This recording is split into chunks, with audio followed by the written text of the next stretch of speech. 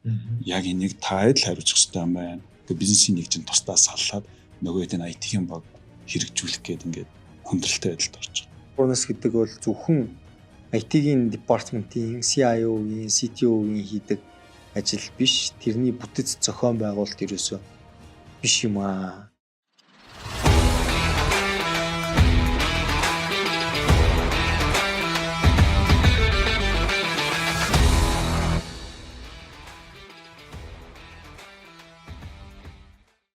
Сайн байцгаана үзэгчдээ, та бүхэнд шинэ оны мэнд хүргэе. За 2026 оны хамгийн ихний дугаар. За манай үндсэн сешн 2-ын маань 10 дахь дугаар дээр System Center компани үүсгэн байгуулагч гүйцэтгэх захирал, за мэдээллийн системийн certified auditor, за мөн PCB-ийн lead auditor Баасан дөрж захирал маань буюу Баска маань оролцож байна.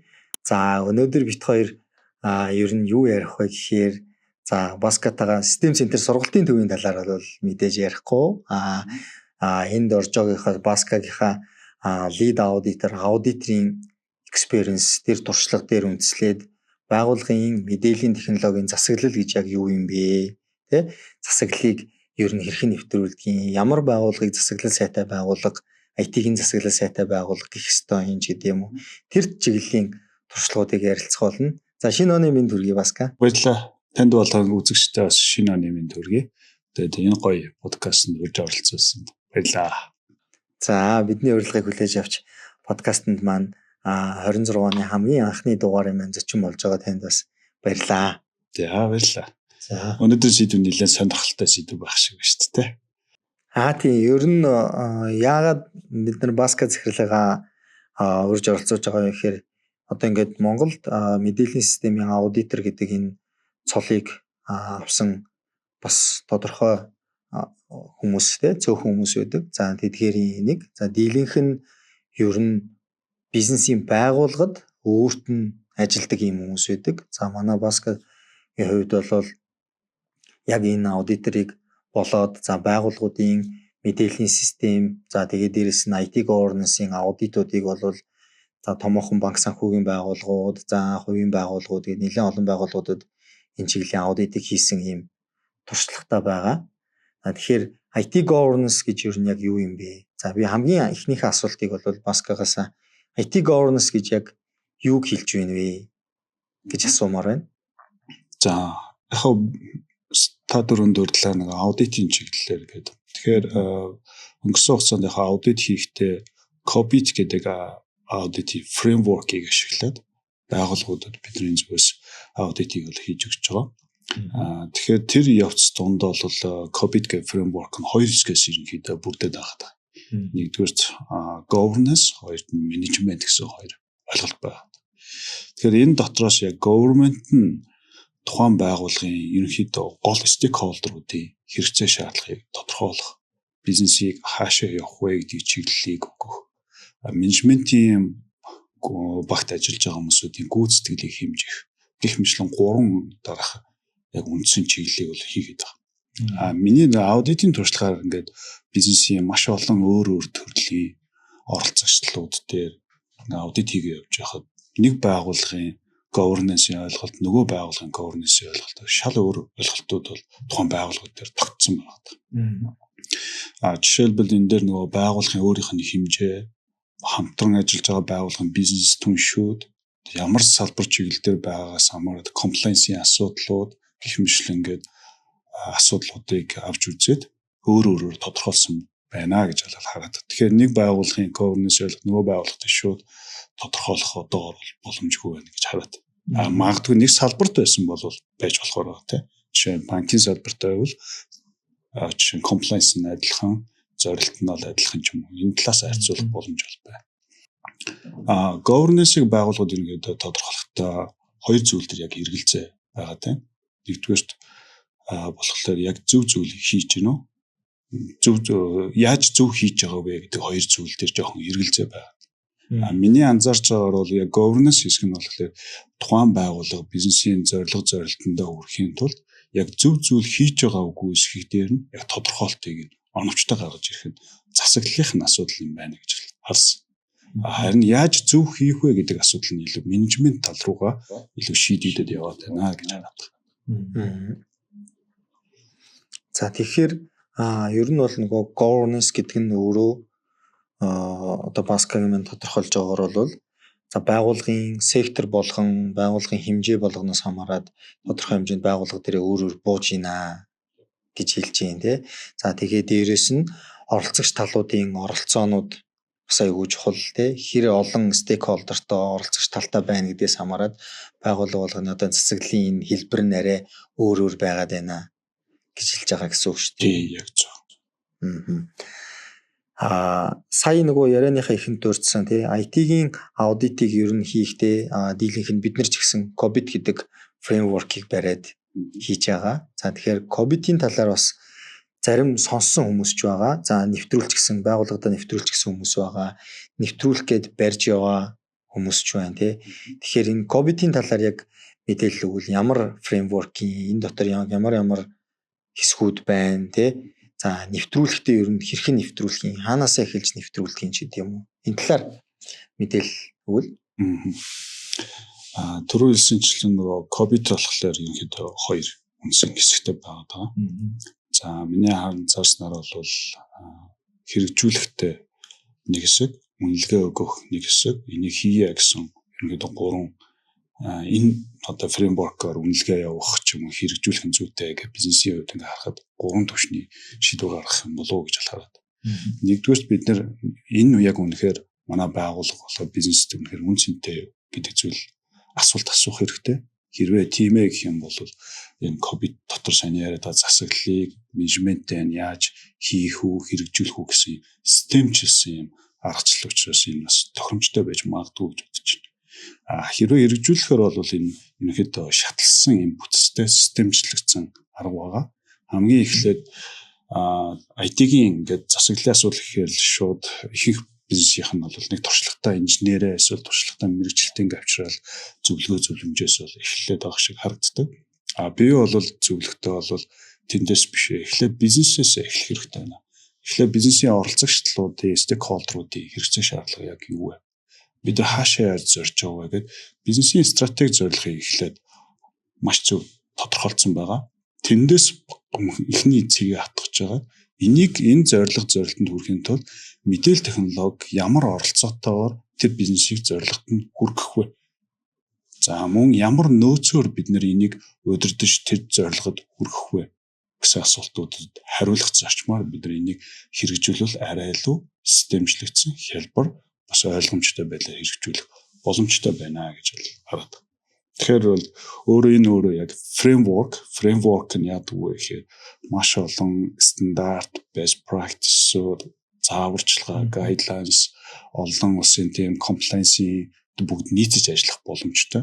Тэгэхээр бидний тэр зорилтондоо хүрэхин тулд энийг цогцоор нь зөв хэрэгжүүлэх илүү оновчтой.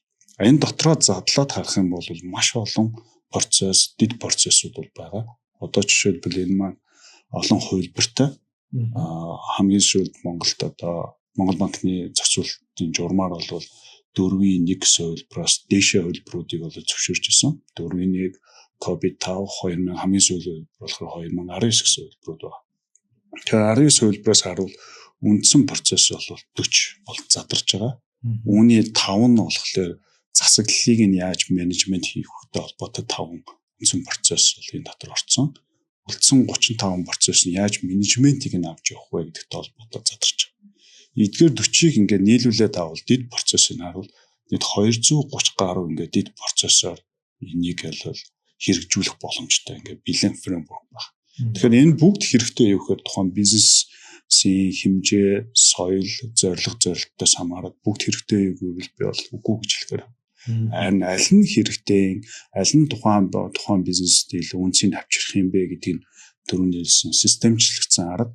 Системчлэгдсэн арга нь өөрөө бизнесээс эхлээд бизнесийн зорилтыг категорчлохоос ахуулаад тухайн бизнесийн зорилт нь IT-ийн ямар функцүүд нь илүү хэрэгтэй, тэр функцүүд дотор яаж хэрэгжүүлэл зүгээр юм, тэрийг хэрэгжүүлэх нөөцүүд нь юу юм гэх мэтчлэн шат дамжлагтайгаар явуулж яг тийм процедурын дагуу хэрэгжүүлэл оновчтой юм болов уу гэж харсан. Тэгэхээр яг яагаад энийг тэгж харсан бэ гэхээр 19 оноос хойш яг энэ чиглэлээр бол явж байна. Өнөөдөр хүртэл өнгөрсөн хугацаанд маш олон байгууллагын хувьд болохоор засаглал нь сайн, менежмент нь сайн, шинээр эхэлж байгаа стартап компаниуд ч бас энийг бас хийж аудит хийх явцад бол байгууллагын тэр хэмжээ, соёл, тогтсон байдал, салбарын онцлог гэх мэт олон хүчин зүйлсээс хамаарч өөр хэрэгжүүлэх боломжтой. Тэр боломж нь өөрөө яг энэ фреймворк дотор байдаг. Харин алийг яаж ашиглах вэ гэдэг нь тэрийг зөв гаргаж ирэх нь бол зөвлөх багийн эсвэл аудиторын зөвлөмжийн үнцээр бол гарах юм байна гэж хараад байна. Тэгэхээр COBIT гэдэг бол өөрөө фреймворк тийм дотор бол одоо технологийн IT-ийн засаглалтай холбоотой IT-ийн менежмент удирдлага үйл ажиллагааг хэрхэн оновчтой зөв зохион байгуулахтай холбоотой маш олон процессууд байт юм байна.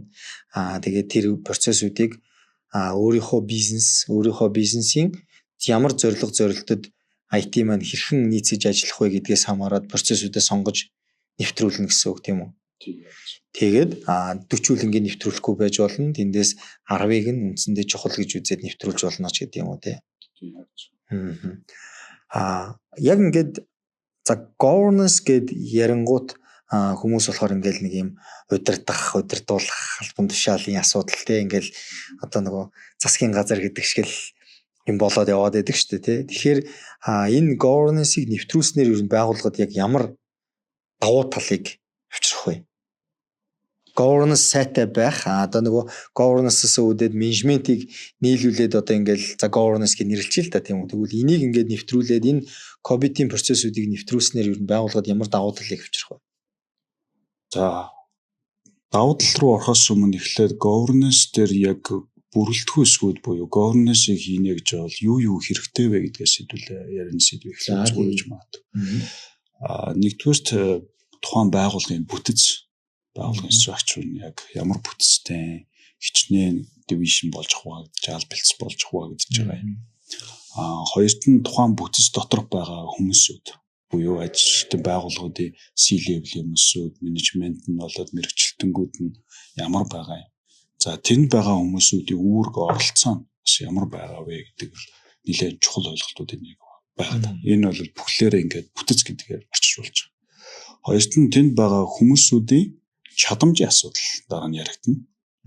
Мэдээж энэ талын ойлголтууд сайн байх, энийг хэрэгжүүлэх best practice-ийг мэдж байх гэдэг ч юм уу тухайн засаглалаас менежмент болоод өдөр тутмын үйл ажиллагаа тэгээд тухайн төсөлтөд холбоотой гүйцэтгэл хүрэх хүртэл бол цэвэр ингээд best practice-ууд ур чадрууд ингээд харагдаж байгаа. Гуравт нь болохоор бидний дид бүтцийн орчин. Мэдээлэл технологийн дид бүтцгүйгээр бол энийг бид нар бол хийх хэрэгжүүлэх ямар ч боломж бол байхгүй. Тэгэхээр шинэ дид бүтцийг бий болох уу, яах уу гэдгээс хамаарна. За тэнгууд бид нар шинээр бий болгоё гэхээр нөөцийн асуудалд бол орчиж байгаа. Тэгэхээр нөөцийн асуудалд орохын тулд тэндээс зайлшгүй олон арга замууд жишээлбэл энэ COBIT дотор байгаа.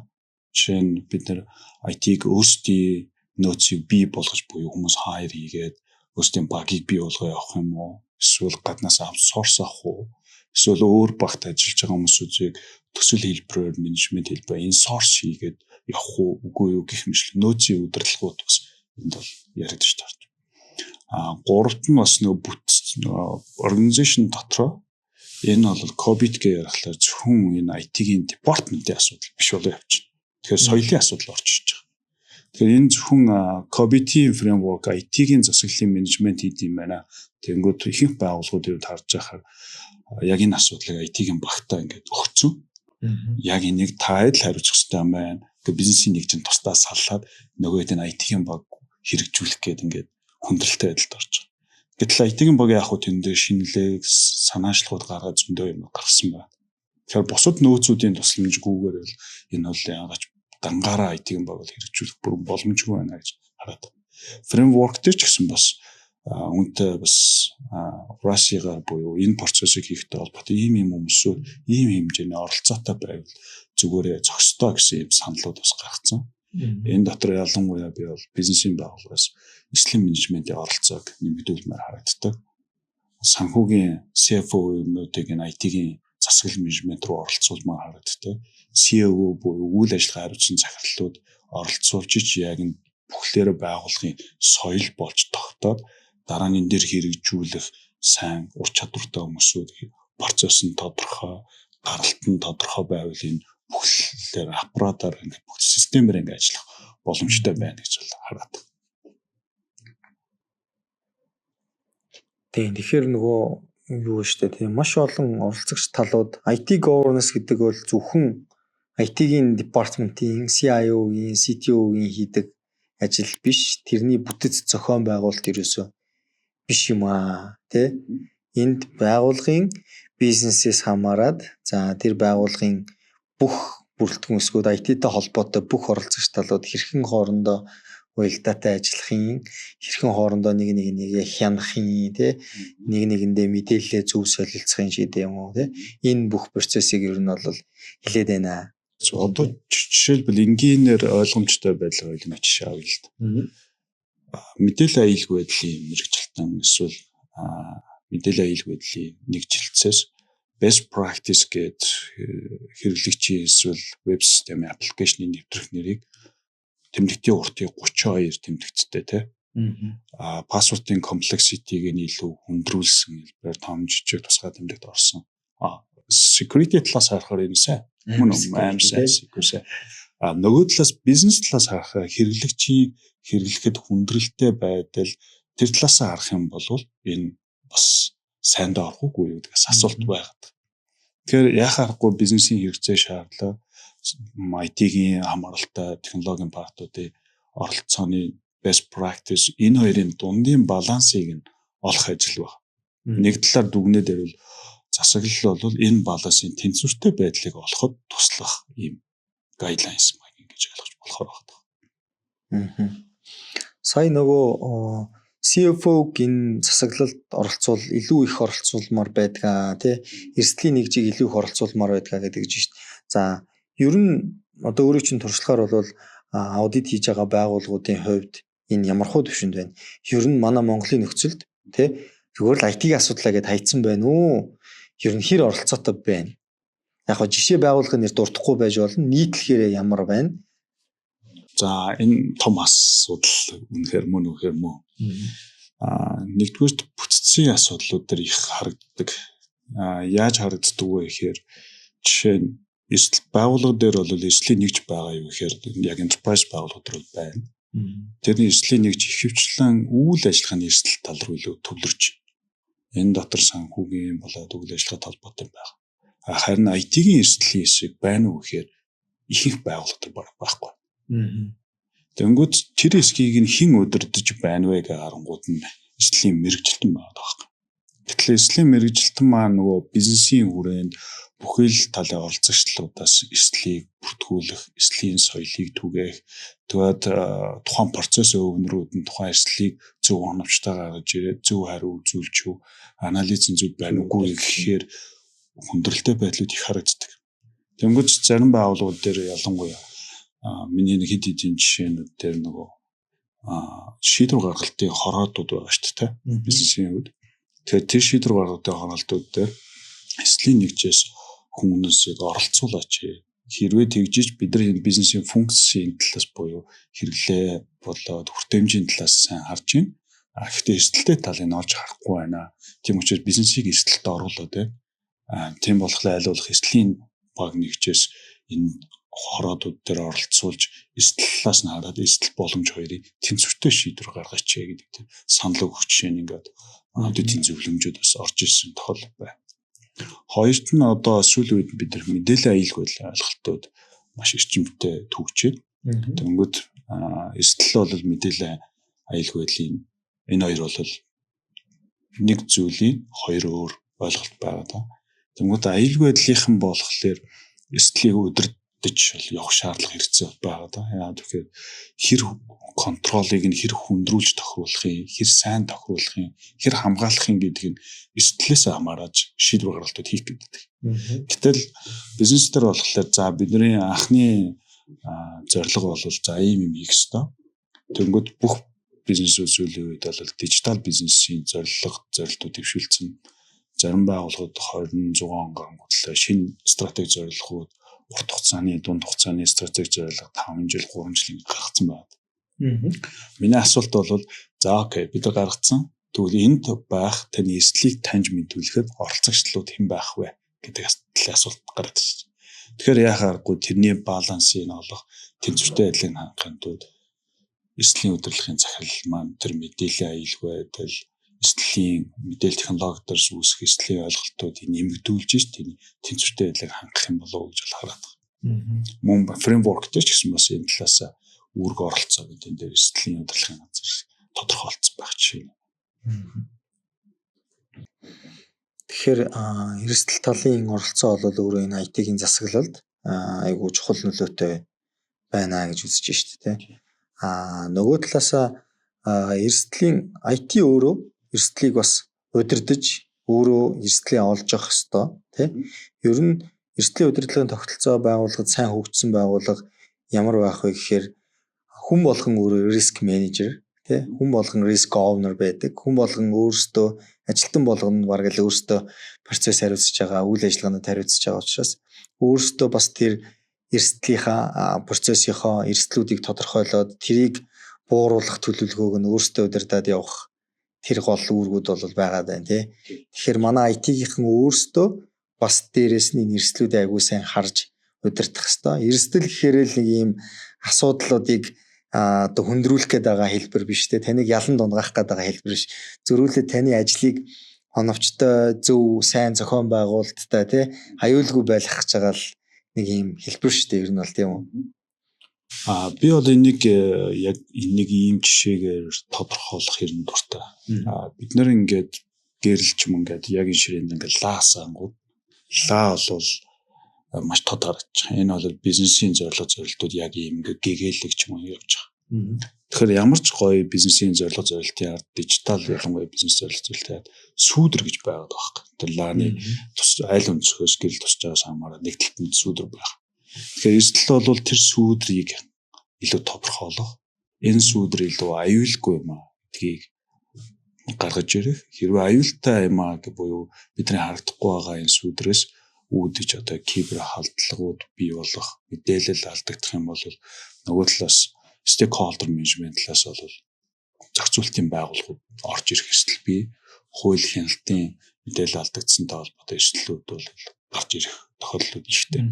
Тэгэхээр таны хэлж байгаараа харахгүй байгууллагын ажилтан болгон өөрийнхөө хариуцсан процесс дээр эслийн өвнөр нь байх шаардлагатай. Яг энэ дээр ялангуяа нөгөө бизнес дээр ингээ ороод хараад бид нар эслийн тогтолцоогоор нь ингээд аудит хийгээ явахлаар сони ярьсан бүтэц байна уу гэхээр байна. Үүргүүд ингээд хуваарлагдсан уу гэхээр хуваарлагдсан. Гол асуудал нь юундаа байгаа тань вэ гэхээр тэрийг хэрэгжүүлэхтэй холбоотой чадамжийн асуудал дээр ордчихж байгаа. Хүн болгон яг эслээ таньж чаддгүй гэхээр бас тийм гэж хэлэхэд хэцүү. Яг өөрийн технологитой холбоотой эрсдэл байна гэж хараад тэрийг зөв бүртгэхэд тэрийг зөв анализ хийх эсвэл хүртэл бол байгууллагууд тодорхой хэмжээний нэлээд цаг хугацааг туулж ирж тэр төвшөнд бол очихоор байна гэж. Энэ өөрөө нөгөө COBIT-ийн фреймворк 40 процесс чинь зөвхөн нэг процесс нь эрсдлийн менежмент гэдэг процесс нь юм байна. Тэгэхээр COBIT өөрөө ямар том зүйл үү? Эрсдлийг бас дотор агуулсан байдаг бахан. Бизнесийг илүү IT суурьтай бизнес хийж байгаа бол эслийн удирдлагыг таад маань ингэж хангаараа ийм зүйлийг харсан уу те ийм тогтолцоо танад хэрэгтэй байна. Хүн бүтэц үүрэг ройл ийм одоо оролцоо хүртэл шийдвэр гаргалтын дээр хүртэл ийм байна гэдэг системжилсэн байдлаараа илүү оновчтой зохион байгуулалтыг санал болгодог юм байна. Тэгэхээр аудитор хүний зүгээс харахаар болохоор яг энэ системийн яг хаана нь яг сул тал байна. Энэ байгууллага болоод энэ бизнес маань яг тэр эрсдэл гэдэг талаас процессор ярьж байгаа бол яг аль хэсэг дээр нь алдах гэдэг байна. Тэр дутуу байгаа хэсгийг нь олоосын best practice-ууд дээр юу гэж заасан байдгийг тэр нь яг хийгдэж гин үү, хийгдэхгүй байна уу? Хийгдэхгүй байгаа хэсгийг гаргаж өгөх, бизнесийг тухайн эрсдэлд орохоос нь урьдчилан сэргийлэх зөвлөмж чиглүүлэлтээр хангаж өгөх нь аудитор үүрэг байна.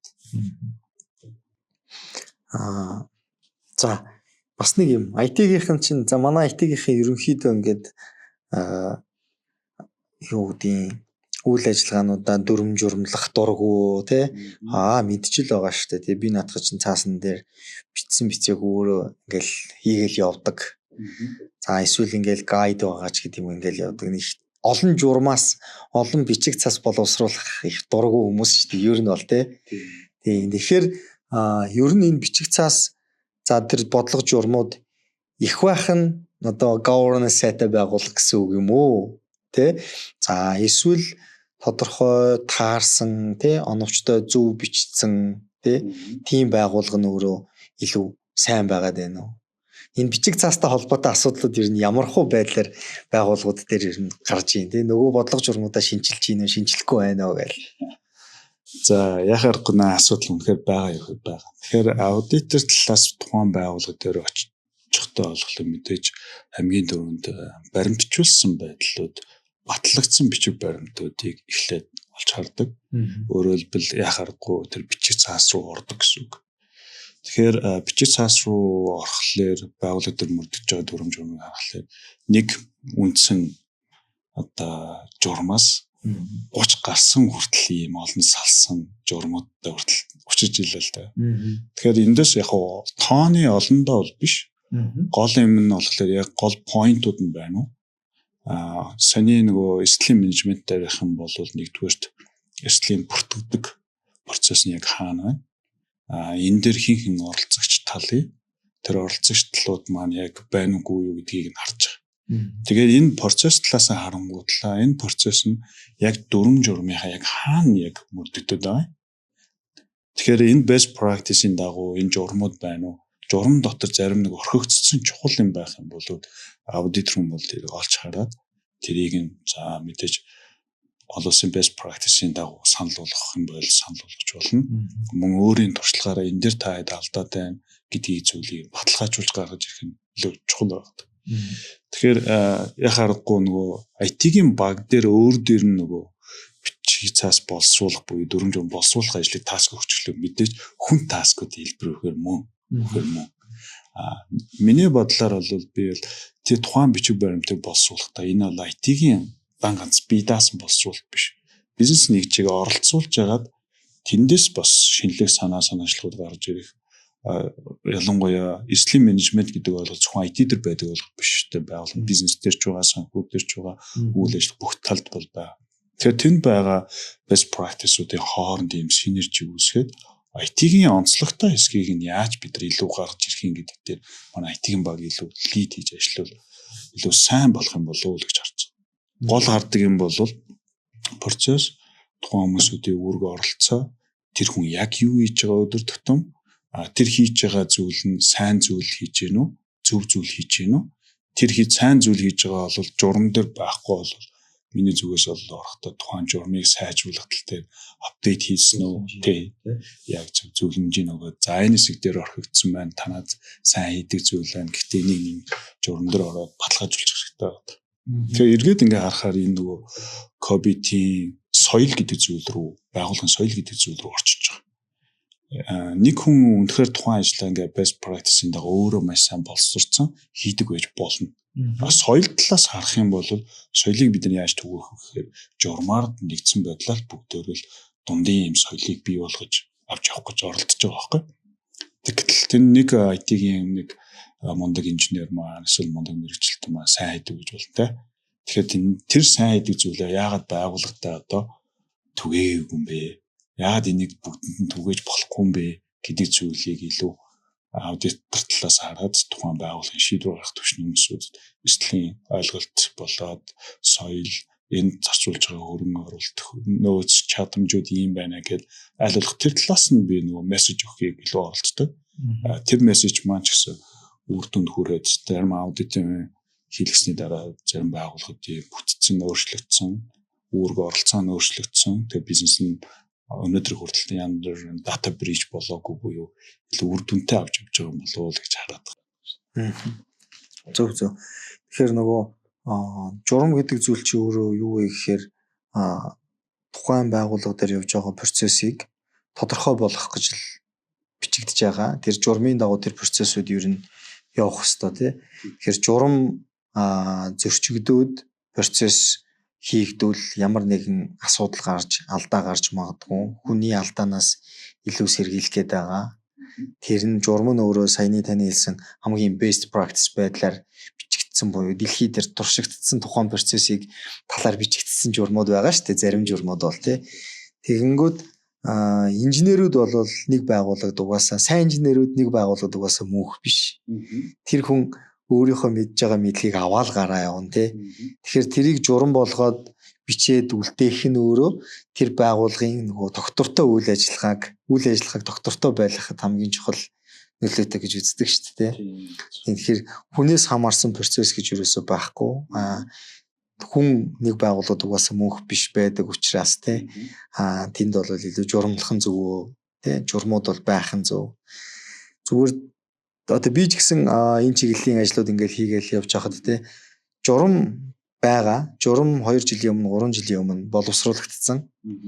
Гэхдээ ер нь манай IT-ийн журам хариуцахдаа яадаг вэ гэхээр одоо за нийтлэгээрээ биш байж магадгүй. Гэтэл нөгөө журмыг нэг боловсруулаад эргэж хардггүй те. Нөгөө аудиторт зориулаад баг аудитэд зориулаад журам бичсэн юм шиг. Ингээд 2 жилийн өмнө 3 жилийн өмнөх журам байж л байдаг. Тэгэхээр нөгөө талаараа тогтолцоо сайн байна, хүмүүсийн оролцогч талуудын оролцоо сайн байна, засаглал сайн байна гэж үзвэл ядаж жилдээ нэг удаа журмаар ревю хийгээд өөрийнхөө процесстой нийцүүлчих хэрэгтэй. Тэ. Тэгэхгүй болохоор журам хөрсөн дээр буусан байгаа хоёрыг харахаар шал өөр байгаад идэг штэ.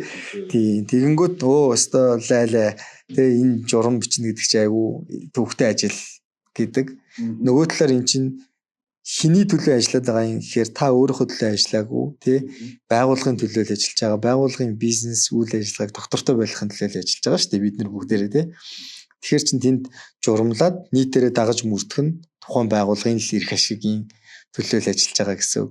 Тэг яг зөв. Тэгэхээр аудитор орохлоо яг таны хэлсэн жишээнүүд угсаа байн гарч ирдэг.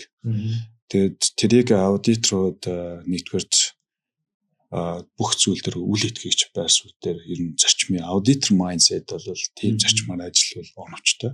Тэгэхээр нөгөө аудитд өгж байгаа бичиг баримтууд яг энэгээр явж байгаа гэж боловч бодит байдал дээр тэр бас явагддаггүй асуудлууд байгаа тийм. Ковид талаас харахаар болохоор жишээ нь менежментийн үйл явц бол бүх юм окей байгаа гэд бусад одоо стейкхолдеруудтай ойлголцсон.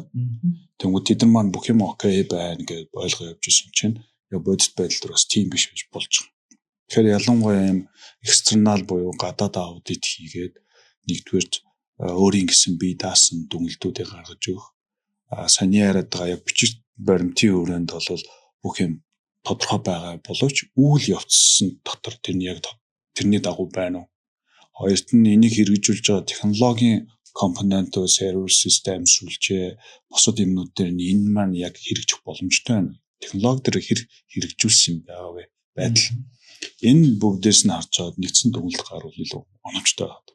Тэгэхгүй яг зөвхөн бичиг баримтын өрөөнд ингээд харахаар окей, яхаа аргагүй гадаад аудит зориулсан харахаар өөгүй төгстэй ийм зүйл таарч ирсэн үү? Таны жишээ нь таарч ирсэн үү тийм?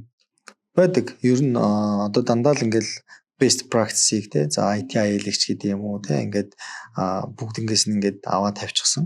Тэгээ үйл ажиллагаатай нь харьцуулаад үзвэл тэр нь мөрдөгддөггүй. Нөгөө журам бол айгүй гоё журам байгаад байдаг. Үйл ажиллагаан дээр нь тэр нь мөрдөгдөхгүй байх жишээтэй байгаа байхгүй. Яг хуу best practice-ийн хувьд бол нэвтрүүлж байгаа нь маш сайн хэрэг буюу журмалж байгаа нь маш сайн хэрэг те. Тэгэнгүүт тэрийг бичсэн хүн нь тэр журмаа таниулахгүй байх, нийтээр дагаж мөрдүүлэхгүй байх. За энэ дээр тэгээд нөгөө удирдлагуудын оролцоо, удирдлагууд тэрийг мөрдүүлэхгүй байх, хэрэгжилтийг хангуулахгүй байх ч гэдэг юм уу. Нөгөө талаараа нөгөө дотоод хяналтын процесс нь өөрөө сул ажиллах ч гэдэг юм уу. Ийм асуудлууд айгүйх байгаад байгаа шүү.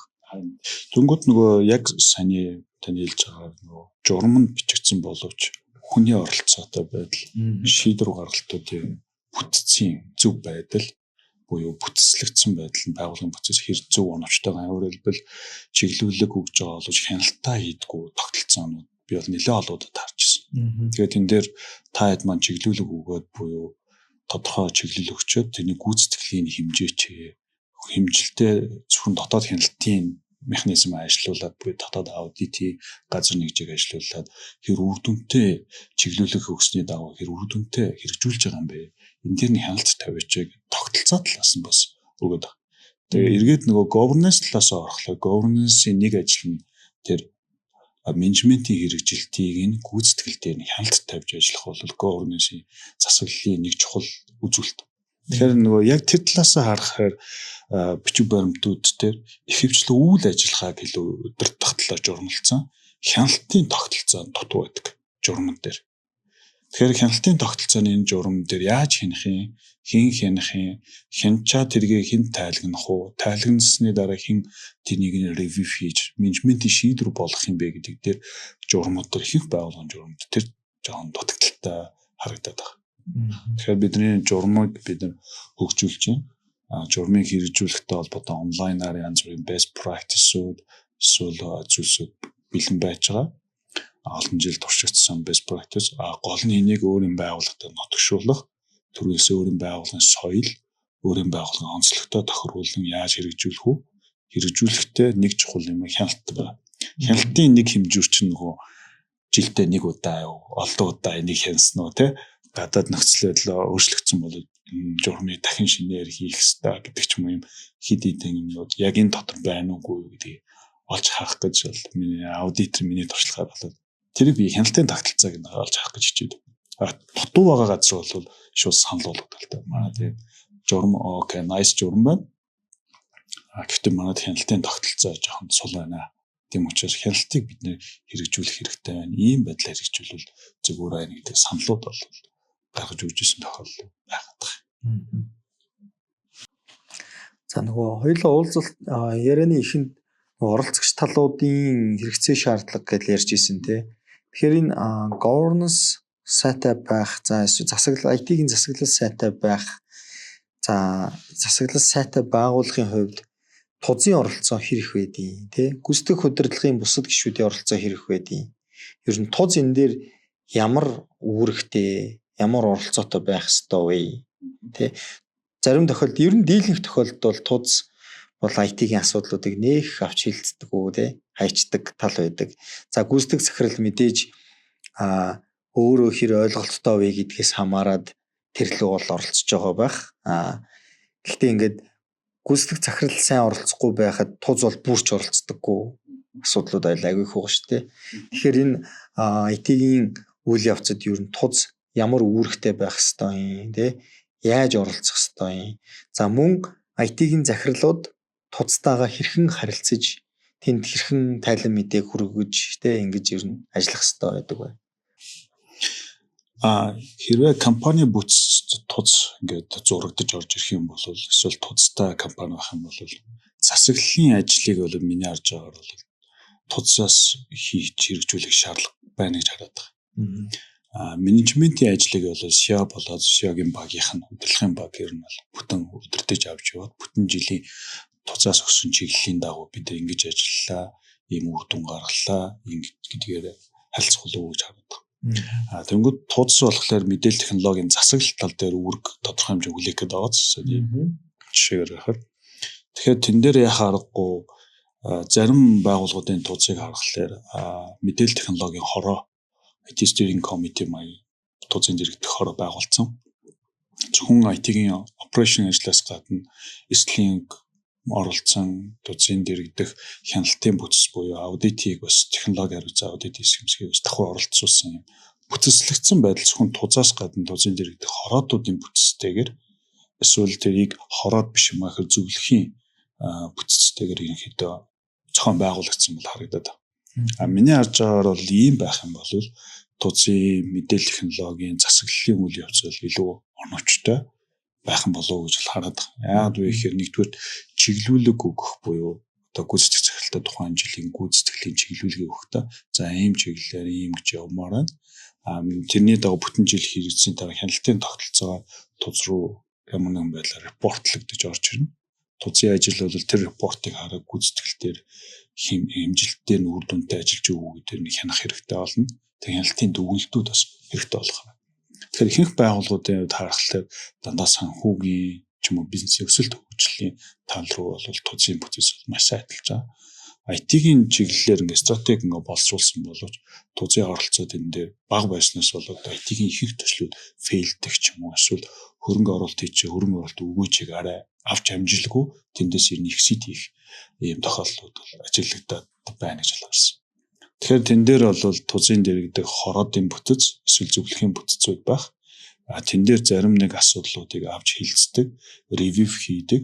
Тэндээс тэр ревью хийсэн дүгнэлтийг тус руу оруулж иж тайлгнадаг байх нь бол зөв юм болов уу, засаглалын зөв бүтэц байна гэж хараад байна. Энэ нь бас манай IT-гийнхэнд ямар давуу тал авчрах вэ гэхээр нэгдүгээр IT өөрөө хөрөнгө оруулалтын үед бол оргуу хоосон санаанаас хөрөнгө оруулалтуудыг хийж эхэлдэг гэдгээр нэлээд хүнд дол ордог болов уу гэж би бол бодож байна. Тэнгүүд тэрний санааг бид нэр бодит байдал болохын тулд хөрөнгө оруулалтын тодорхой хэмжээний хэрэгцээ шаардлага байгаа. Энд бид нар цаг хугацааны байна, ажлын өдөр тутмын үйл ажиллагаанаас тодорхой гүйцэтгэлийг тийшээ зарцуулж таарна. Хүний нөөцийн асуудал яригдж таарна, тэрийг хийж хэрэгжүүлэх нь яах юм, гуравт нь санхүүжилтийн асуудал яригдана. Тэгэхээр тузын гол үүрэг бол эдгээр нөөцөөр бид тэдрийг хангаж өгөх чиглэлийг өгөх хэрэгтэй байна. Нөөц байхгүй бол менежментэр хэдий ингээд гүйцэтгэл өндөртөө байсан ч тэрийг хийж тухайн зорилтондоо хүрэхэд хангалтгүй. Тэгэхээр аудит зүгээс харахтаа бол би бол айлуулах тэр балансыг зөв болох. За тузын оролцоо хэмжээг өгсөн бол нэгдүгээр нөөцийн удирдлага өгсөн юм уу? Хангалттай менежментийн левел дээр CEO болоод түүний удирдлагын баг хэрэгжүүлэхтэй холбоотой ямар ч нөөцгүй байвал тэрийг зөвхөн цаасан дээр бичээл нэг wish list-ндээ бид нар хүрсэнгүй гэдэг жилийн дараа дүгнэлт явах гэдэг байна. Тэгэхээр нөөцөөр бид нар өгчв. Хоёрт нь бид нар гол эрсдлийн буюу тийм risk optimization хэсгүүд байгаа. 5 домен байгаа гэж ярьжсэн. 5 процесс энэ дотор эрсдэл байгаа. Нөөцийн оновчтой байдлыг удирдах гэх мэтлэн хэд хэдэн үүргүүд байгаа. Тэгэхээр тэр үүргүүдийг ойлгосон байх юм бол IT-ийн засаглалыг бид бүрэн авч явж чадна. IT-ийн засаглалыг авч явж чадах юм бол юу гэхээр ямар ч хүрхгүй тийм хүрх боломжгүй гэсэн зорилт бол байхгүй гэж би бол хэлэх гээд байна. Тэгэхээр нэгдүгээр чиглэлөг, хоёрт нь тухайн чиглэлийн дагуу хийж хэрэгжүүлэх тэр ресурсыг нөөцөөр нь хангаач. Тэгээд хяналтыг бол яа түрний хэлсэн янз бүрийн хороодоор эсвэл зөвлөхийн бүтцтэйгээр бол эргээ хяналтаа хийгээд ажил болно гэж байна. Одоо ингээд хоёулын ярианаас үзэхээр зарим хүмүүстэй сонирхолгүй байж магадгүй тий. Тэр нь юу вэ гэхээр нөгөө эрсдлийн бүтэц байхгүй тий. За тэгэл тууз бол мэдээж байгаа бах. Гэхдээ ингээл ганцхан эзэнтэй хувьцаа эзэмшигтэй байгууллагын хувьд ч юм уу эсвэл IT-ийн стартап, IT-ийн технологийн компаниудын хувьд ч юм уу энэ хоёр одоо юм том одоо банкны юм яриад байгаа гэж хэлж магадгүй тий. Яг хөө зүгээр Монголд энэ IT governance гэдэг энэ ойлголтууд, энэ COVID framework тогтолцоо гэдэг ойлголтууд өөрөө мэдээж Монгол банкнаас эхлэлтэй буюу тий Монгол банкудад мэдээлэл технологийн шалгуур үзүүлэлтийн журам гэдэг журмаар энэ фреймворкийг нэвтрүүлээ гэд ингээд зааж өгөөд тий. За тэгээ банкнаас гадна зээлийн мэдээллийн сангийн байгууллагуудад бол бас шаардлагууд тавьчихад байгаа шиг байна. Тэгэхээр банкуд болон одоо энэ Монгол банкны удирдлаганд ор байдаг энэ чиглэл авдаг энэ байгууллагууд бол одоо мэдээж энэ COVID framework IT-ийн засаглалын тогтолцоог бол амжилттай нэвтрүүлээд явж байгаа хамгийн тод жишээнүүд тий. Тэгэхээр за эдгээр бол мэдээж үнэхээр дэжгүй болцсон байгаа, сайн болцсон байгаа гэж үзнэ. Одоо тэгэнгүүт хувийн сектор, том IT-тай тий хувийн секторын байгууллагуудад энэ өөрөө хэрэгтэй юу? Тий эндээс нэвтрүүлсэн байгууллагын кейсүүд ер нь байна уу? За мөн стартапууд ер нь одоо энэ IT-ийн тогтолцооч гэдэг юм уу тий энэ нөгөө бодлого журмуудыг ер нь хэрэгжүүлэх хэрэг байна уу? За хувийн секторуудын хувьд яг түрүүний хэлсэн банкар ингээд явж байгаа сайн туршлагыг ажиглаад эсвэл банкн дээр ажиллаж исэн сайн туршлагыг хувийн сектор авчирч байгаа хүмүүс. За хувийн сектор гэдэг нь нөгөө за бусад гэж хэлчихье тий. Тэгээ банк ч гэсэн хувийнх юм чи. Хоёр биеэс буруу хэлчихэж тийм ээ. Тэнгүүт яг банкас ингээд бусад салбар руу ингээд тархах процесс ингээд явж ийн гэж харж байна. Гэхдээ маш удаан байна. Хоёрт нь яг зохицуултын бизнес нь зохицуулттай бизнес багтай салбарын үед энийг ойлгоод хэрэгжүүлэе гэдэг дээр амбиц хүсэл сонирхол бас бага байна гэж харсан. яг зохицуулалттай газар буюу банк дээр санийэр зээлийн мэдээлэл бол хүчээр буюу энийг дагаж мөрдөхгүй бол болохгүй гэдгээр яваад амжилт олдтыг нь бол харж байгаа амсаж байгаа болов уу гэж би л хараад байл. Тэгэхээр тийм учраас ялангуяа сүүлийн манай санхүүгийн салбарын дижитал шилжилтийн юу бас харьцангуй хурцтай байгаа гэж хараад. Тэгэхээр бас тогтвортой байгаа тийм. Дүнгод бусад салбарт яг ийм байна уу? Буюу дижитал шилжилтийг үр дүнтэй хийж гин үү? Хурдтай хийж чадж гин үү? Хийсэн зүйлээ тогтвортой авч явж чадж гин үү гэд яг нийт салбараар нь авч харахлаа. Одоогоор миний харж байгаагаар бол тийм яг тодорхой хэлж их үс салбар бол байхгүй байна л да.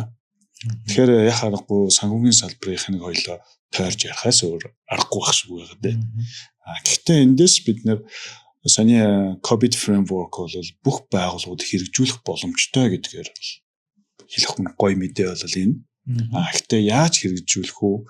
Тэрний байгууллагын бүтцийн онцлогийг ойлгоод эний байх ёстой балансын тэнцвэртэй байдлыг хангаад ямар чиглэл үүрэг хуриалаар оролцох уу? Тэрийг бодлого журам болгох уу? Эсвэл соёлын хэлбэрээр авч явах уу? Эсвэл хүнээ чадваржуулах байдлаа гол кампайн буюу энэ өөрчлөлт шинжилтийг хийх кампайнуудыг гаргаж ирээд хийх үү, яах үү гэдэг бол тухайн байгууллагын өөрийн би бол стратеги л гэж хэлж байгаа. Гол юм нь бол энэ дээр бүх юм нь ингээд чигтсэн системчлэгдсэн арга байна. Энэ системийн аргыг бүгдөө тойр сууж байгаа ярилцаад за ийм байдлаар хийж хэрэгжүүлэе гэв. Maybe би бол 5 хүнтэй, 10 хүнтэй стартапч энэ зарчмаар хэрэгжүүлэх боломжтой гэж харж байна. Мэдээж хувь хүнээс бага нөөцтэй учраас хувь хүнээс гарах хичээл зүтгэл илүү их шаардна л да. Том байгууллагуудын хувьд болохоор системчлээд өгсөн бүтцээр нэг үүрэг хуриалаар өгсөн бүтцлэгдсэн учраас хэрэгжүүлэх арай илүү ойлгомжтой. Тэгэхээр тэрийг тогтвортой авч явах нь бол журмлаад. Нөгөө талаар аудитын талаас харахад тухайн байгууллага дээр яг энэ зүйл хэрэгжүүлсэн байдлыг буюу төлөвшлийн төвшин гэдэг зүйлээр үнэлээд байна. Тэгэхээр төлөвшлийн төвшин гэдэг зүйлээр үнэлэхээр 0-5 хүртэл буюу нийт 6 төвшинтэй үнэлээд байна. Монголд байгаа яг миний аудит хийсэн байгууллагын дунджаар бол нэг 2.8 хавцаа бол байгаад байна. Дундаж төвшин.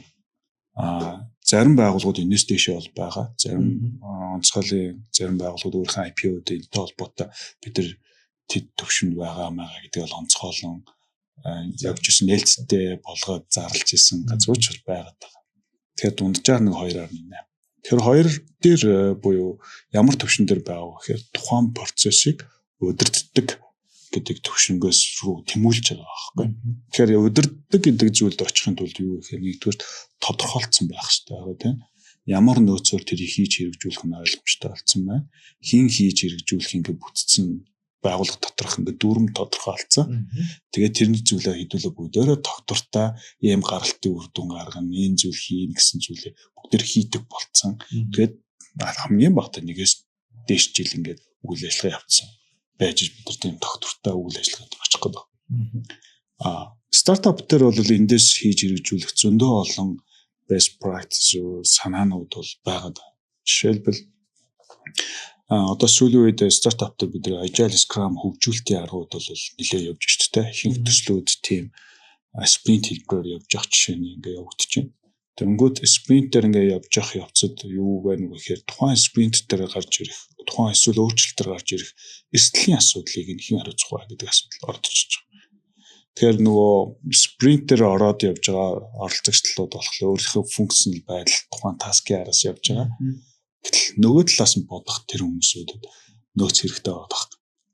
Яг тэр талаар mindset нь бэлтгэгдсэн, тэрийг олж харж чаддаг тийм байвал тухайн sprint нь хүртэл тухайн өөрчлөлтөн дээр бид нар аюулгүй өөрчлөлтүүдийг хийх боломжийг олгох жишээнийг. Тэгэхээр магадгүй стартапууд энэ талаас нь олж харвал спринт дээр бид нар эрсдэл мөн аюулгүй байдлын нэг жийхнийг оролцуулж яриад байгаа саналын сонсох өөрчлөлттэй холбоотой тест шалгалтуудыг үе шатбарыг хийж хэрэгжүүлвэл аюулгүй дижитал продуктууд хөгжүүлэгдэж гарч ирэх боломжтой байна гэж байна. Яг зөв. Тэгэхээр нөгөө энэ IT governance гэдэг ойлголт чинь зөвхөн том байгууллагуудын хувьд бол биш юм аа тий. Төвшний байгууллагуудын хувьд өөрсдийнхөө процесс дээр таарсан өөрсдийнхөө үйл ажиллагаанд таарсан процессуудыг нэвтрүүлээд тэрийг жижигхэн ч байсан хамаагүй журмлаад тий тайлагнадаг болоод SEO мэддэг болоод бизнес нь мэддэг болоод ингээ явахгүй болол бүх юм нь тодорхой бус байгаад тий мэдээллийн урсгалан ч гэсэн тодорхой бус байвал энэ чинь өөрөө болохгүй гэсэн үг шүү дээ. Тэгэхээр энэ governance энэ тогтолцоо гэдэг нөхөр чинь өөрөө энэ мэдээллийн урсгалуудыг бүгдийг оновчтой зөв байлгах, хүмүүсийн үүрэг хариуцлагуудыг зөв тодорхойлох тий зөв ажлыг нь хийлгэхээс эхлээд байгаа тий.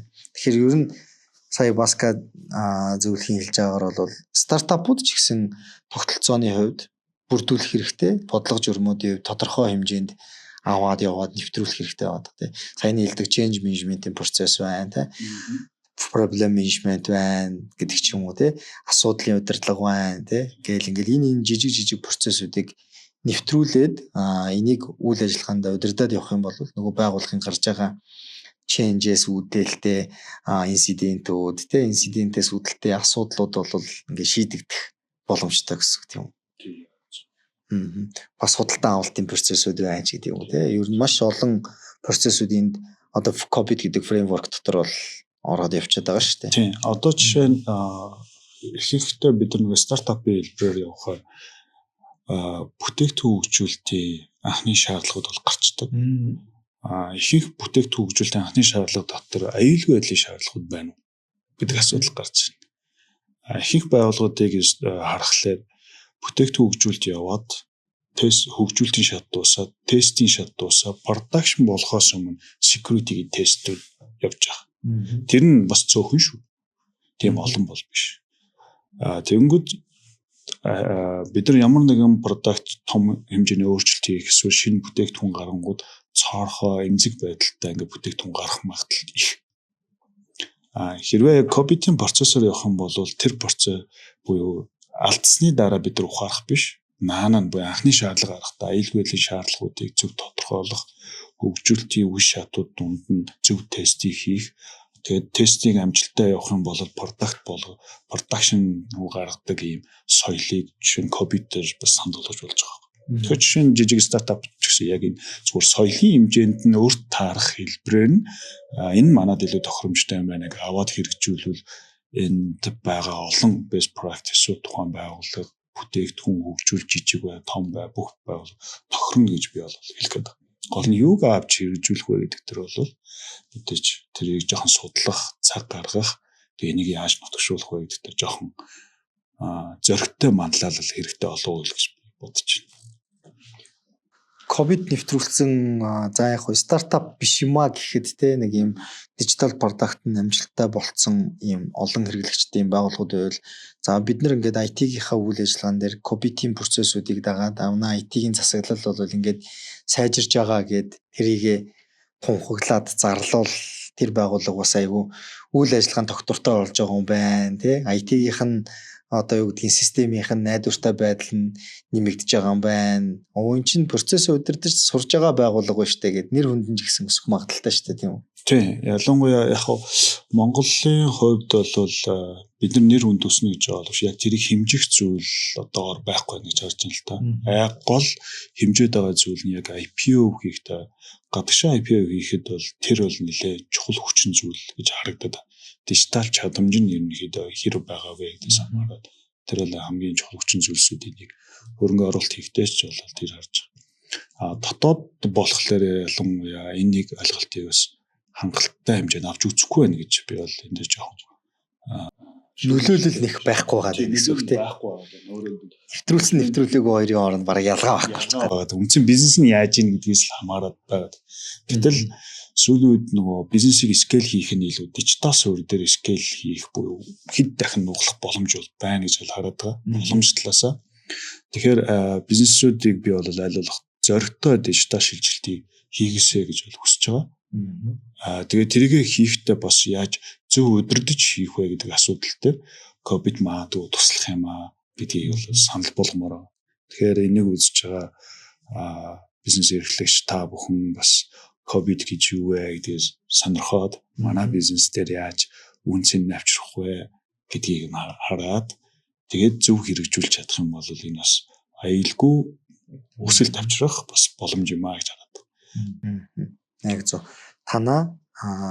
Та IT-га тэ сайн ажиллаж байгаа вэ гэдгийг мэдхийн тулд те эсвэл танаа IT чинь танаа бизнесийн маш чухал хэсэг. Одоогоос бүх бизнесийн маш чухал хэсэг нь IT болчихлоо л да те. Тэгэхээр энэ бизнесийг, энэ IT-г, энэ одоо хэсгийг тогтвортой удирдах те манлайлах ингийн тулд бол та энэ IT-ийн засаглал те энэ IT-ийн тогтолцоо гэдэг зүйлийг ингээд бий болгохоос өөр аргагүй. Тэгэхээр энэ дээр нөгөө энэ COVID гэдэг фреймворк бол танд маш сайн туслана те. Энд бол маш сайн одоо ойлголтуудыг өгнө те. Хэр зөв тайлагнахын, хэр зөв оролцогч талууд нь хийж гэдэг юм уу те. Тэр бүгдийг бол тодорхой болгож өгнө гэсэн үг шүү дээ, тийм үү? Тэр бас нэг бодож явдаг юм гэвэл төрийн байгууллага дээр магадгүй COVID framework бас тохирох юм болов уу гэж хүндлэнгийн зүгээс би ажиглаад байна. Болно тий. Тэгээ жишээ нь засгийн газраас илүү нөгөө governance талаас илүү зохицуултыг хийдэг. Угсаа одоо ч гэсэн бүтцэн нь бол тэгж явж байгаа. Нөөцөөр хангаж байгаа. Тэрийг нь одоо бүтцээр оронтой санхүүжилч юм ингэж байгаа. Тэр нүгээр манай сайн яриад байгаа IT-ийн засаглалын governance хэсэг баггүй. Тэнгүүд төрийн ямар нэгж агентлагч юм уу бусад байгууллагууд менежментийн асуудал руу орж байгаа. Тэнгүүд менежментийн асуудалд орохоор зарим нэг яам бүтцийн байгууллага харахлаа нэгэн IT маань тэнд IT-ийн supportive байдлаар оролцоод байна. Тэнгүүд IT-ийн бүтцээ буюу IT-ийн үр дүнг тэндээс инновац хүсэж байгаа бол ганц IT-ийн өдөр тутмын үйл ажиллагаагаа барахгүй байгаа олон хүнд байгаа хүн яаж тэнд инновацыг авчрах вэ гэдэг асуудал гарч ирж байгаа. Тэгэхээр магадгүй бид нар энийг төрийн governance хэсэгт засгийн газрын хэмжээнд магадгүй энэ засаглалын яаж хэрэгжүүлэх зөв юм бэ гэдэг талаас бол магадгүй энэ талыг судалж үзээд магадгүй гаднаас туршлагатай олон экспертүүдийг консалтинг авч аваад төрийн бүтцийн хэмжээнд энийг хийх юм бол маш том дэвшил авчирч явах магадaltaй гарц гаргалгааны дэс байж нуугдж байгаа гэж би бол хараад байгаа. Зөвхөн хувийн байгууллага сектор хийхээс гадна тийм нөгөө digital nation гэж яриад байгаа те бид нэр цахим үндэстэн болно гэж байгаа. Тэгэхээр технологи IT өөрөө аюу хамгийн чухал хэсэг гэсэн. Сая яг өөрөө чинь хэлхийн нэг зүйл санаанд орж байна. Манай подкастын хамгийн анхны зочин Цэрэндава захирал төр маань өөрөө нэг CIO-тай болчвол гэж ярьж ирсэн байхгүй. Тий. Тэгэхээр төр нь өөрөө одоо юу гэдгийг нэг CIO-тай болоод те бусад за хэрэгжүүлэгч агентлагууд нь ч бас нэг CIO-той болдог ч юм уу те эсвэл ингээд удирдагдаад яваад яг төр дээр байгаа IT-ийн бүх оролцогч талууд нэг юм удирдлагын доор те нэг юм одоо бүтцэн доор зангидагдаад ингээ явах юм бол нөгөө энэ сүүлийн үед яригадаад байгаа маш их тооны худалдан авалтууд байна те тэгэл энэ асуудлууд технологитой холбоотой асуудлууд бас тодорхой хэмжээнд хумигдж шийдвэрлэгдэх магадлалтай шүү дээ. Ер нь бол тэгээ чи хяналттай болж эхэлнэ. Хин нь юугаа хянах юм гэдгээ яан те. За тэгээд IT-ийн үйл ажиллагаа хийгээд байгаа. Одоо төрлөө хайлах шиг байна гэдэг шиг. IT-ийн үйл ажиллагаа хийгээд байгаа зөндөө олон үйлдвэрийн газрууд байна те. Тэгэхээр тэр үйлдвэрийн газруудын үйл ажиллагааны тогтвортой байдал бас энд чи айгүй чухал нөлөөтэй болно те. Одоо нийгмийн даатгал байна, халамж байна, Монголиа байна, баримт байна, үндэсний дата төв байна гэдэг ингээд энэ технологитой маш олон байгууллагууд байгаа шүү дээ. Тэгэхээр эдгээр өөрсдөө ингээд энэ тодорхой хэмжээнд энэ фреймворкуудыг цогцоор нь биш юмаа гэхэд тий хэсэгчлээд энэ процессүүдийг нэвтрүүлээд стандартад нийцүүлэх юм бол үйл ажиллагаа нь ядаж жигдрээд ирнэ тий. Асуудал нь гарахаа болно, системүүд нь доголдохоо болно ч гэдэг юм асуудлууд бол засагдах магадaltaй шүү дээ тийм үү. Ялангуяа яг энэ дээр төрийн саний хэлсэн байгууллагууд нөгөө иргэдэд үйлчлэх ёстой буюу бүтцтэй чиглэлтэй байгууллагууд ялангуяа IT-ийн сервис менежментийн ITIL framework-ийг магадгүй авч хэрэгжүүлвэл илүү оновчтой байх боломжтой гэж боддог. Тэгвэл ITIL нь юу юм бэ гэхээр ер нь IT-гээр буюу мэдээлэл технологиор бусдад үйлчлэгээ үзүүлэхтэй холбоотой тэрний тасалт эрсдэл аюулгүй байдлын зөрчил өөрчлөлтийг асуудлуудыг яаж шийдвэрлэх үү гэдэг өдөр тутмын үйл ажиллагааг бүрэн менеж хийх боломжтой байна. Тэгэхээр тэр талаасаа магадгүй төрийн зарим агентлагийн нэгжүүдийг IT-ийн сервисээр дамжуулаад тасралтгүй хүртээмжтэй төрийн үйлчлэгийг иргэдэд болоо бизнесүүдэд хүргэдэг болгох тэр дотор энэ COVID framework-ууд ашиглагдах боломжтой байна. Жишээлбэл одоо governance-ийн буюу засгийн газрын хийлгэлтэй. Менежментийн тухайн нэг агентлаг нэгж маань ингээ хийж хэрэгжүүлдэг. Тэгвэл тухайн менежмент хэрэгжүүлэхдээ өөрийнхөө IT-ийн дүрийг олмоор байхгүй. Өөрөөр хэлбэл IT-ийн сервисийг бид бусдад үйлчлэг үзүүлэх гэж байгаа. Тэгэх юм бол тэнд байгаа нэг цагийн асуудал тэрнээс гарч ирэх буюу өөрчлөлтөөс гарч ирэх үйлчлэгээний тасалдлын асуудлуудыг зөв системтэйгээр ингээ хэрэгжүүлээ явахд бэлэн фреймворкуд байгаа. Яаж хийх вэ гэдг нь байж байгаа. Энийг авч хэрэгжүүлээ явал илүү зохистой байна. Хоёрт нь COVID дотор нөгөө дата менежментийн шин бас процесс бол орж ирсэн. Төрд бол миний харж байгаагаар маш их дата байгаа. Датаны давхурдлууд байгаа. Тэгээд дата нь өнөөдрийг хүртэл ямар нэгэн байдлаар илүү unstructured буюу бүтцлэгдээгүй ийм өөр хэлбэрээр ингээ байгаад байна. Энийн менежментийг нэгдсэн байдлаар өдөртий гэвэл магадгүй тэр COVID-ийн data management framework-ийг авч хэрэгжүүл. Мэдээж энэ дэр улс төрийн том зориг шаардна. Энийг хийж хэрэгжүүлэе гэвэл тэрийг хангалттай манай зарим хувийн секторууд бол инженер мэргэжилтэнгүүд туршлагачсан байгаа. Тэндээс магадгүй баг босгоод тэр хэрэгжүүлэх амжилттай хэрэгжүүлэх юм бол суурь асуудал шийдэж чинь. Хэрвээ дата шийдэж чадвал бид нар ирээдүйн маш олон технологиг төр маань амжилттай enable хийгээд хэрэгжүүлээд явах боломжтой. Магадгүй дараагийнх нь AI-ийн асуудал яригдчих болно шүү дээ. Тийм нөгөө датаг ярьсных дататай холбоотой бас нөгөө DAMA гэдэг институт байдаг. Dambok гэдэг бас ялгаагүй фреймворк те. Тэрийг DAMA-гийн chapter Монголд байгуулагдсан юм шиг байлаа. Тийм тэгэхээр ер нь утгагүй бас энэ датагийн фреймворкуд хөгжлийн удирдлагын фреймворкуд бас Монгол байгууллагууд тутагшаа энийг ингээд нэвтрүүлээд явах байх гэж болж байгаа. Түрүүн би бас нэг юм хэлхээ мартсан байна нөгөө худалдааны байгууллагууд би сүүлд одоо нэрийг нь хэлчихье л да. Номин холдинг маш том IT-тай шүү дээ тий 100 гаруй хүнтэй. Номин холдинг COVID framework нэвтрүүлээд явж байгаа. Манайхаар ингээд аудит хийлгээд маш сайн нэвтрэлттэй явж байгаа. Гэхдээ ерөөсөө ингээд үе шаттайгаар багаар ингээд нэвтрүүлээд өөрсдөө хэрэгцээтэй шаардлагатай процессыг ингээд нэвтрүүлээд явж байгаа чинь. Тэгээд эхлээд өөрсдөө тэрийг хүмүүсээс сургаад өөрсдөө IT-гийнхаа үйл ажиллагааг сайжруулна гэж зорилго тавиад IT-гийнхаа тогтолцоог сайжруулна гэж зорилго тавиад COVID-ийн дагуу процессуудаа имплемент хийгээд бодлого журмуудаа авчиж тэрийг мөрдүүлээд ингээд явж байгаа шүү дээ. Тэгээ бид нэрээр түрүүний хэлсэн нөгөө левлээ ямар төвшөнд байна вэ гэдгээ тодорхойлуулад явж байгаа жишээтэй. Тэгэхээр бас том IT та тий тийм байгууллагууд бол энэ фреймворкуудыг бас нэвтрүүлээд явж байгаа юм байна гэж үзэж байгаа.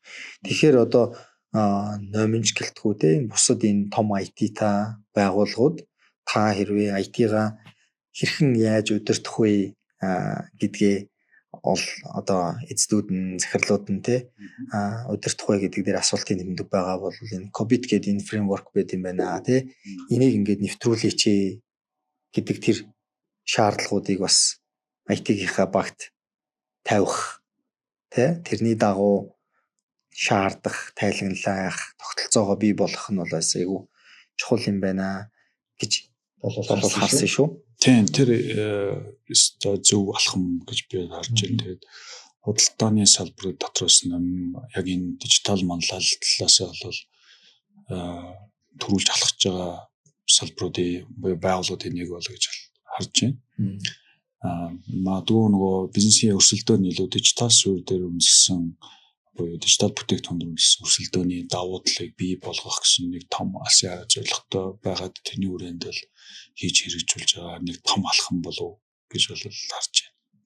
Харин тийм байлээ. За ковид нэлээх ярьлаа те. Тэгэнгүүт одоо ер нь за нэвтрүүлсэн байгууллагууд байна, нэвтрүүлэх гэж байгаа байгууллагууд байна те. За нэвтрүүлсэн байгууллагуудын хувьд бол одоо түрүүний нөгөө асуулт байна шүү дээ. Ямар давуу талыг бий болгож байна? Тэ. Тийм тэгээд нэвтрүүлэх гэж байгаа байгууллагуудад за одоо ер нь яг хөө ковидыг нэвтрүүлэх гэж байна гэдэг чинь та өөрөө засаглал тогтолцоогоо сайжруулж ийна л гэж хэлээд байгаа ш. Түүнээс нэг юм стандарт нэвтрүүлэх гээд байгаа ч юм бас биш те. Тэгэхээр ер нь ямар давуу талыг бий болгодог вэ? Миний харж байгаагаар тогтвортой системийг бий болгож байгааг хараад байна. Тэгэхээр гаднаас тухайн байгууллага дээр ингээ копид хэрэгжүүлчихвэл тогтвортой аваа явуулах нэг систем бий болоод би шинээр ажилд орж байгаа бол тэр системийн нэг оролцогч тал болоод тэрийг зөв өөрт олгогдсон ажил үргийн чиглэлийн дагуу зөв удирдаад сайжруулад илүү инновацлог байх боломжийг бол гаргаж ирэх байна гэж харж байна. Тухайн байгууллага дээр нэг хүн орж ирээ бүхнийг чаддаг нэг хүн орж ирээд өөрөө нэг систем болоод явах биш. Бизнес нь өөрөө нэг систем болцсон байх юм болоо гэж бол хараад байна. Тэгэхээр чадвартай хүмүүс тухайн байгууллагад бүтээмж авчирдагч явчихлаар бизнес нь жоохон доголдох гэдэг сул тал байдаг.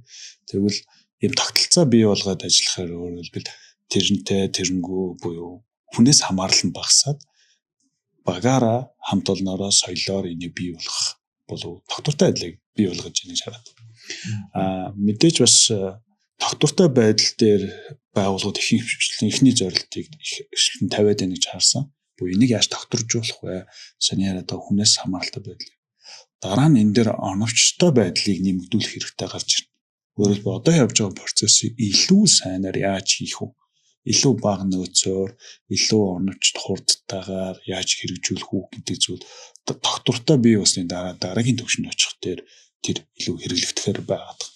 Энэ үед бол маш олон шинэлэг санаа, инновацууд бол төрөхөр байна гэж бол хараад байна. Кобидийн бас нэг гоё юм бүх зүйлийг ингээд дүрм журм болгоод явах бас гадна тэр инновацийг төрүүлэх, инновацийг бий болгодог бас процессуд байдаг. Хэрвээ жишээ нь бизнес бол жишээ нь 2026 он байна. Бүхэнх байгууллага шинэ стратеги зорилтууд дэвшүүлж байгаа. Тэгвэл энэ жил бид нэр шинэлэг инновацлог байя гэдэг юм бизнес зорилго байвал IT-ийн нэгжээс тэр бас гарч ирэх боломжтой. Тэр яаж төрүүлэн гаргаж ирдэг процесс нь копи дотор байгаа. Тэгэхээр энэ мэтчлэн яг бизнесийн тухайн жилийн эсвэл богино хугацааны зорилго зорилтонд яаж хүрэх үү гэдэгт хүрэх олон нууц дэлгүүрүүд энэ дотор байгаа гэж би бол хэлэх гээд байна. Зарим байгууллагууд илүү нөгөө менежментээ сайжруулах гингүүтлээ төслийн менежментийг жишээ нь хэрэгжүүлж орж иж байгаа жишээ нь гарч байна. Тэнгүүтэл төслийн менежмент бол хувь хүмүүсүүдэд бүх одоо дунд шатны менежерүүдэд төслийн менежментээ ойлголтыг өгөөд орох юм уу? Эсвэл PMO буюу төслийн менежментийн баг бий болох юм уу? За баг бий болгоно гэвэл энэ баг маань яг манад инновацийг авчрах шинэлэг байдлаар ажиллах юм уу? Эсвэл одоо байгаа процессуудыг илүү дэмжих байдлаар оролцох юм уу? Эсвэл илүү лид байдлаар оролцох юм уу гэд оролцооны хэлбэр нь тухайн багийн бүтцийн чиглэл тодорхой. Тэгээд бусад IT-ийн багуудтай харилцах харилцаа нь ойлгомжтой тодорхой болох боломжууд байх жишээ. Тэнгүүд энийг нь удирдах байгаа. Портфолио болоод project management-ийн процессууд нь энэ талыг тухайн байгууллагууд дээр үн цэнэ авчирч чадхаар байна. Тэгэхээр энэ нөгөө эргээд ингээд харахад COVID гэдэг framework гэдэг яг framework гэж нэрлэгдсэн бэ гэдэг дараа нь би бодод үзэхээр маш олон стандарт, маш олон best practice, маш олон өөр бас framework-уудыг агуулад хооронд нь ямар зөрчилдөөн үүсэхгүйгээр гой синержи үүсгээд авч явах боломжоор хангаж өгсөн гэдгээр би бол онцлог гэж хэлэх гээд. Түрүүний хэлсэн зарим байгууллагууд илүү эрсдэл суурьтай буюу мэдээлэл аюулгүй стандарт нэвтрүүлгийг гэвэл эрсдлийн соёл түгэх хэрэгтэй. Бас нөгөө талдаа бид нар шинэлэг байв ажилтмаар төслийн менежментийг хэрэгжүүлмээр байна гэвэл энэ хоёр зэрэг авч явах боломж яаж зэрэг авч явах вэ гэдэг нь байгаад байгаа. Тэгэхээр энэ нь яг гоё кобитийн гоё зүйл нь бол энэ дотор бол байгаа. Тэгэхээр энийг хэрэгжүүл авч явах бол тэгэхээр санал болгох бол би бол кобитийг суралц тэгээд энийг хэрэгжүүлэх оролт нэг удаагийн орлого амжилтгүй байж магадгүй. Та магадгүй нөөмгийн кейс хийлээ сайн байж мэддэг гэж магадгүй те. Би бол тэд нэг жилийн дотор ингээд энэ зүйлд хүрчихгүй байх гэж бодож байна. Олон жил ингээд тасралтгүй явсны үр дүнд одоо бизнесийн дижитал болгох тал дээр зам мөрөө тодорхой олгоцсон. Одоо бид нар хаа хүрэх вэ? Хаа хүртэл явах вэ гэдгийг том зорилгоор том харж чадж байгаа болов уу гэж бодож байна. Тэгэхээр нөгөө танай байгууллага одоо бид хоёр ер нь юу гэж зөвлөмөр байна вэ гэхээр те Аа. танай байгууллага IT-ийнхаа засаглал гэдэг зүйлийг сайжруулах те IT-ийнхаа тогтолцоо гэдэг зүйлийг сайжруулмаар байвал энэ COVID гэдэг фреймворкийг байгууллагадаа нэвтрүүлээд энэ дээр тусгасан процессуудыг эхнээс нь ахуулаад ингээд нэвтрүүлээд явах юм бол танай байгууллагын IT-ийн одоо тогтолцоо тий governance засаглал ингээд бол сайжрах болно гэж бас хэлмээр байна. Тэгээд дээрэс нь ер нь IT governance гэдэг зүйлд бол тууц болон гүйцэтгэх захирлын үүрэг оролцсон нь бас маш их байгаа даа тий. Дээрээс ирж байгаа дэмжлэгүүд байгаа юм. Тэгэхээр ер нь өөрсдийнхөө одоо муухайгаар хэлэхэд өөрсдийнхөө үүргүүд ямар байх вэ гэдгийг сайн мэдэхгүй байгаад байвал энэ ийм фреймворкууд дээр бол яг нэг үүргүүд нь аягүй сайн тодорхойлогдчихсан тий түрүүний хэлдэг баска зүйл хийлдэг нэг RASI chart-аар буюу тий үүрэг хариуцлагыг нь маш сайн зөв тодорхойлоод өгчихсэн байна. Тэгэхээр энэ дээрээс харах юм бол IT-гаас нэгтгэхгүй юм нэгтэг болж магадгүй IT-ийн тайлгандаггүй юм тайлгандаг болж магадгүй тий хяналт тавьдаггүй юм тавьдаг болж магадгүй ч гэдэг юм. Тэгэхээр энэ бүгдийг аягүй сайн энэ COVID framework дээр бол багтаагаад өгчихсэн байдаг. Тэг яг зөв. Дөрөвний хэлсэн голчлон нөгөө гол үүргүүд нь буюу хин дээр яг энэ ковид тогтож байна вэ гэж харахаар ганцхан CIO, CTO дээр биш. Эслийн хөдөлгөөний буюу CRO, санхүүд CFO, тэгээ CEO үйл ажиллагаа хариуцсан захирал мэдээж CEO байна. Эдгээрүүдийн тусцаа, дэмжлэг, манлайлал, идэвхтэй байдал, оролцоо, үүрэг хариуцлага эдгээр зүйл нь ажил үүрэг энд тогтолцоог хэрэгжүүлэхээс санал болгож байгаа зүйлийн дагуу мэдээж яг тэрийг 100% шууд хэрэгжүүлэх гэж хэлэхгүй мэдээж өөрийнхөө ажлын онцлог болоод бизнесийн онцлог, салбарын онцлогуудад тулгуурлан жоохон өөрчлөлтүүд хийгээд хэрэгжүүлээд явах юм бол энийг хамтаараа хийдэг зүйл юм аа гэдгийг хэлэх гээд байна. Тэгвэл ганцхан CEO байгаад хэрэгжүүлэхэд бол маш олон чаленжийг даван туулна. Таны дижитал шилжилт хийх юм тэр хэмжээгээр бол удна. Магадгүй амжилтгүй хийвэл бас фейлдэх бас нэг асуудал байж магадгүй гэж хэлэх гээд байна. Тэгэхээр нэг хамтаараа хийвэл илүү үнцэнтэй. Тэгээ IT бол өөрөө зөвхөн IT-ийн багаас гарч ирж байгаа эсвэл ганц IT инженерийн best practices явахаас илүүтэйгээр хамтын оролцоо байх нь бизнесийг илүү тогтвортой, үр дүнтэй, хяналтын системтэй яг таны хүсэж байгаа яг тэр бизнесийн модельээр ажиллах боломж байгаа гэж хэлэхээр байна. За ер нь одоо яг манай подкаст ингээд өндөрлөгт өгч байна. Тэгээд би хамгийн сүүлийнхаа асуултыг одоо Баска аудитын хувьд те систем центрийн байгууллагын хувьд маш олон байгууллагад аудит хийсэн ийм туршлагатай экспириенстэй байна те. Ер нь дийлэнх нь Монголын байгууллагуудын гаргаж байгаа алдаа юу байна те. Юун дээр илүү сайжруулчвал одоо бусад нэвтрүүлэх ковидыг нэвтрүүлэх гэж байгаа ч гэдэг юм уу IT-ийнхаа засаглалыг сайжруулах гэж байгаа байгууллагуудад юуг илүү зөвлөмөр байна. За би бол хид хідэн сегментэд хувааж хагаад тухайн сегмент дээр сайн зүйлч байна бас сайжруулах зүйлч байгаад байна. Нэгдүгээрт хүний нөөцийн хувьд бид нар яг ингээд ковидын чиглэлээр явъя гэд менежментийн багаараа нэгдүгээр сургалт хөгжлийг авахдаа ганц IT-ийн баг биш менежментийн багаар авах хэрэгтэй. Ялангуяа дунд шатнаас дэше бүх удирдлагууд оролцуулбал зүгээр. Хоёрт нь байгууллагын удирдлагын манлайлал нь бас чухал байгаа. Өөрөөр хэлбэл тэг сургалт авчаад тэрийг хэрэгжүүлээч бүгд хамтдаа хийя гэдэг хамтын үнцэн бүтээгдэлтэй CEO-гийн ялангуяа манлайлал илүү хэрэгтэй бол харагдаад. Хүний нөөц талаас бол ийм. Хоёрт нь санхүүжилтийн хувьд бид нар тодорхой хэмжээнд шинээр санаанаас бид нар бизнесийг скейл хийх хэд дахин өсгөх тийм гой санаануудаас бүтээгдэхүүн гаргах хүртэл бол хөрөнгө оруулалт бол хийгдэж таарна. Тэгэхээр хөрөнгө оруулалтын хувьд мэдээж санхүүгийн нөөцөөр дэмжлэг өсвөл ялангуяа компани тооцын хэмжээнд буюу тодорхой хэмжээний шийдвэр гаргах хүмүүсүүд энийг маш сайн ойлгоод үр дүнгээ гол нэг чаддаг байх шигтэй. Хяналтаа тавьчвал энэ бол боломжтой гэдгийг хэлэх. Итгэл тэр хүмүүсүүдэд хэрэгтэй болов уу гэж харагдаад байна. Яг стейкхолдеруудын хувьд итгэлцэл бас чухал байна. Гуравт нь технологийн хувьд болохоор мэдээж цаг үеийн шинэлэг технологиудыг хийж хэрэгжүүлэх байна. Тэрийг зөвхөн бүгдийг өвн хийгээд буюу бүгдийг худалдаж авдаг үе бол өнгөрцөн.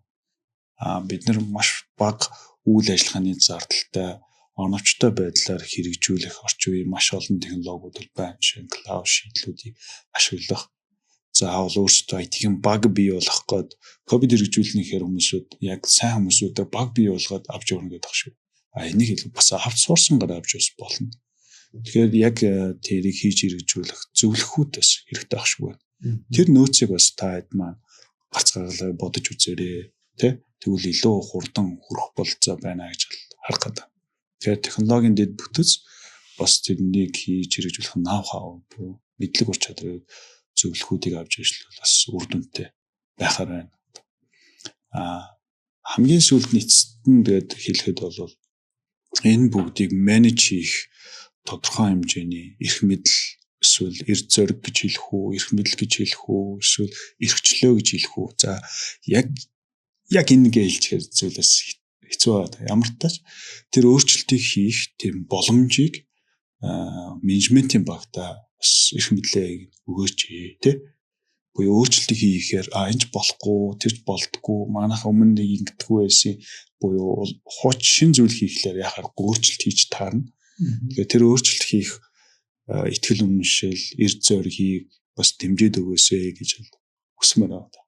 Энэ байх юм бол энэ бүгд байвал бид нар бол хөрөхгүй газар гэж үгүй санаагаа магадгүй хэдэн 1 тэрбум долларын санаач болох боломжтой, дижиталыг илүү автоматжуулах боломж байна. Орчин үеийн хэмэл оюун ухаан, дата анализ төр үндэсний шийдвэр гаргалтууд маш олон боломжууд технологи бол бидний хүлээхгүйгээр цаашаа явж байна. Тэгэхээр энэ хурцтай өөрчлөгдөж байгаа энэ дижитал шийдвэрлэлтэн донд нөгөө талаар менежментээс ялангуяа хурцтай шийдвэр гаргалт бас жоох ихтгэлцэл хэрэгтэй байгаа болов уу гэж анзаарчихсан. За тэгэхээр ер нь эцэст нь дүгнээд хэлэхэд те байгууллагууд за IT-гийнхаа үйл ажиллагааг за дижитал шилжилтийг хийх гэж байгаа энэ цаг үедор те энэ цаг үедор эрчимтэй яригдж байгаа энэ цаг үед бол IT-гийн тогтолцоо гэдэг чинь өөрөө хамгийн чухал зүйл байгаа шүү те IT-гийнхаа тогтолцоог та ямар байх ёстой юм, IT чинь бүтэц ямар байх ёстой юм, туз болон гүйцэтгэх удирдлага IT-гийн багууд хоорондоо хэрхэн уялдаатай, хэрхэн шат дараалсан байдлаар оновчтой одоо холбогдож ажиллах юм тий. Танаа IT-гийн үйл ажиллагаа чинь хэрхэн тогтвортой явах юм гэдэг нь бол хамгийн чухал зүйл болчиход байна. Тэгэхээр ингийн тулд та IT-гийнхаа тогтолцоог сайн бүрдүүлэх хэрэгтэй, тэрийг улам сайжруулах хэрэгтэй гэсэн үг тий. Тэхийн тулд бол одоо за үнэлэнгийн зөвлөхүүд байна тий. За эсвэл энэ одоо ямар түвшинд байгаа вэ? IT-гийн үйл ажиллагаа маань ямар түвшинд байгаа вэ гэдэг энэ аудиторууд байна. Мэргэсэн аудиторуудаар үнэлгээ хийлгээд зөвлөгөөнүүдийг авч бас болно тий. За өөрсдийнхөө үйл ажиллагаан дээр хүмүүсээ сургаад за тэр процессуудыг амжилттай нэвтрүүлээд явах юм бол одоо та дижитал шилжилтэнд айлтгүйгээр одоо тогтвортойгоор манлайлаад танаа байгууллага бол ажиллаж чаднаа гэсэн үг шүү дээ тийм үү? За баярлалаа. Өнөөдрийн маань бидний подкастт хүрэлцэн ирж за үнэтэй зөвлөгөөнүүдийг туршлагуудаа хуваалцсан Баскада баярлалаа. Тэгээд та бүхний цаашдын ажилд өндрөөс өндөр амжилтыг хүсье. За Монголын олон бизнесийн байгууллагууд, IT-ийн байгууллагууд үйл ажиллагаагаа, IT-гийнхаа тогтолцоог, IT-гийнхаа засаглал гэдэг зүйлийг улам сайжруулад тэгээд дэлхийд гарсан тий мундаг Монгол компаниуд бий болох болтугай гэж ерөмөр байна. Эрүүл Батар шиг. За